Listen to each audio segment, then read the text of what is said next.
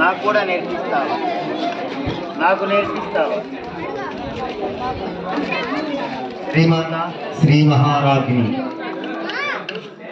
భగవంతుణ్ణి అర్చించడానికి 3 మార్గాలు చెప్పారు మహర్షులు. 1 తపస్సు, 2 ఉపాంసు, 3 భజన.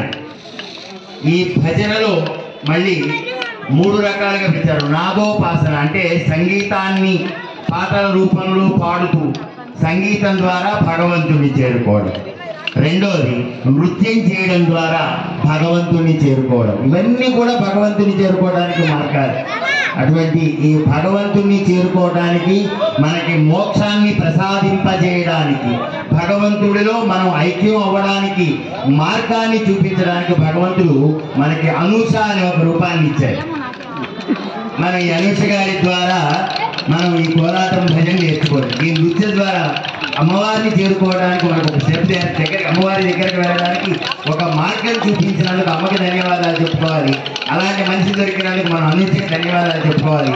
అటువంటి చిరంజీవి, నాకైతే చిన్నది కాబట్టి చిరంజీవి అనూష ఇలాంటి నృత్య కార్యక్రమాలు భగవంతుడి దగ్గర అనేకం చేస్తూ దైవ ధార్మిక కార్యక్రమాల్లో పాల్గొంటూ తను తరిస్తూ అందరినీ తరింపజేయడం. ఇది రామానుజుల వారు చెప్పినటువంటి సూత్రం. మన ఒక్కరిని తరించడం కాదు, మనతో పాటు మనందరినీ తరింపజేయడం. అది పూర్వజన్మ సుకృతం అనుకోవాలి. అమ్మాయికి భగవంతుడు అమ్మాయికి పూర్వజన్మ సుకృతాన్ని అందించాడు. నాకు ఒక ఫ్రెండ్ చెప్తూ ఉంటాడు, ఒక మంచి ఫ్రెండ్గా వాడు సిగరెట్ తాగేవాడైతే మా అయితే సిగరెట్ షేర్ చేసుకుంటాడు, మందు తాగేవాడితే మందు షేర్ చేసుకుంటాడు. కానీ చాలా తక్కువ మంది మాత్రమే పుణ్యాన్ని షేర్ చేసుకుంటారు. పుణ్యాన్ని షేర్ చేసుకునే వాళ్ళు చాలా తక్కువ మంది ఉంటారు. అటువంటి పుణ్యాన్ని షేర్ చేసే వ్యక్తుల్లో మన అనుష ముందు చెప్తున్నది. ఒక్కసారి దీనికి మా అనుష పట్టు. ఓకే, వేసుకోవడం కూడా వచ్చారు మీకు. Very good, very good.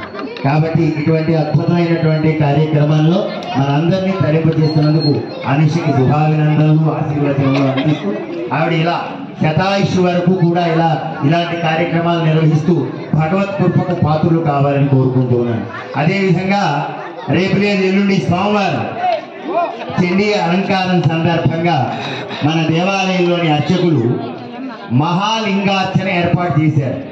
మహాదీపార్చన అంటే మనం కైలాసం వెళ్తే కైలాసంలో ప్రమథ గణాలు, అష్టదిక్పాలకులు, త్రిశూలధారులు, లింగధారులు అని మొత్తం 365 మంది స్టాఫ్ ఉంటారు శివుడి దగ్గర. గణపతి, శివుడుకు, పార్వతీతో సహా కలిపి మొత్తం 365 మంది ఉంటారు. ఈ 365 మంది కైలాసంలో ఏ ప్లేసుల్లో ఎలా కూర్చుంటారో, వాళ్ళ సీటింగ్ టెక్నాలజీ ఎలా ఉంటుందో అదే పద్ధతిలో దీపాలు పెట్టి మహాదీపార్చన చేయడానికి రేపు సోమవారం మన అర్చకులు ఏర్పాటు చేశారు. ఈ కార్యక్రమంలో కూడా అందరూ పాల్గొని ఈ కార్యక్రమాన్ని కూడా జయప్రదం చేయవలసిందిగా కోరుతున్నాం. అదేవిధంగా దాని పక్కనే శ్రీచక్రార్చన కానీ యంత్రార్చన కానీ చేద్దాం అనుకుంటున్నారు. దానికి కూడా దీపార్చన చేసి భగవత్ కృపకు పాత్రలు కావాల్సిందిగా ప్రార్థన. అదే సోమవారం ఆ మహాదీపార్చన అయిన తర్వాత నాదెండ్ల మురళీకృష్ణ శర్మ గారు మహాప్రవచనకర్త, ఈ మధ్యానికి ప్రవచన సింహ అని అవార్డు ఇవ్వడం జరిగింది. ఆయనకి బహుమతి ప్రదానం సన్మానం చేయడం జరిగింది. అటువంటి నాదెండ్ల మురళీకృష్ణ శర్మ గారు రేపు సోమవారం మన సౌభాగ్యం కొరకు మన అందరి యొక్క మన అమ్మవారికి చేస్తున్నటువంటి పూజలు భరించి అటువంటి వారి దర్శనం మనకు కలుగుతోంది. ఆ నాదెండ్ల మురళీకృష్ణ శర్మ గారు మనకు దేవాలయానికి రావడానికి అంగీకరించారు. ఆయన వచ్చి మనకి దేవీ భాగవతం ప్రవచనం చెప్తారు.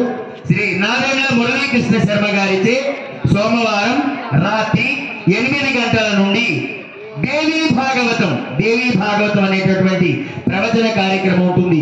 ఈ కార్యక్రమంలో భక్తులెల్లరూ పాల్గొని స్వామి కృపకు పాత్రులై ఆ అమ్మ దీవెనలు అందుకోవాల్సిందిగా ప్రార్థన. జై భవాని.